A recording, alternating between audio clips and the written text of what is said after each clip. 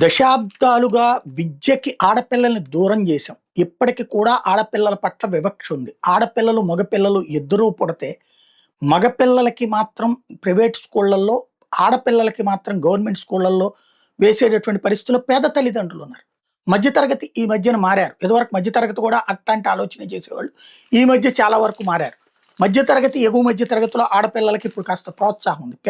పేద కుటుంబాల్లో ఇవాల్టికి అదే పరిస్థితి ఉంది.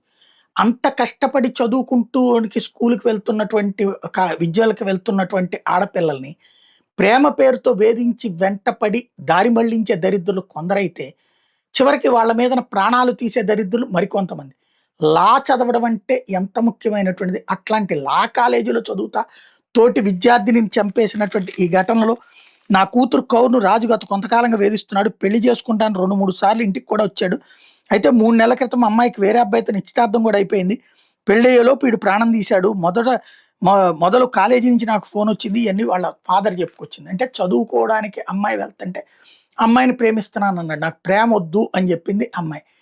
చివరికి వీడి ఎదింపులు పడలేక వేరే అబ్బాయితో నిశ్చితార్థం చేస్తాన్న వీడు ఆగుతాడంటే పైగా వచ్చి ప్రాణాలు తీశాడు. పంజాబ్లో జరిగినటువంటి దారుణం. ఆడపిల్లల హక్కులకి వస్తున్నటువంటి ప్రమాదానికి సంబంధించినటువంటి అంశం.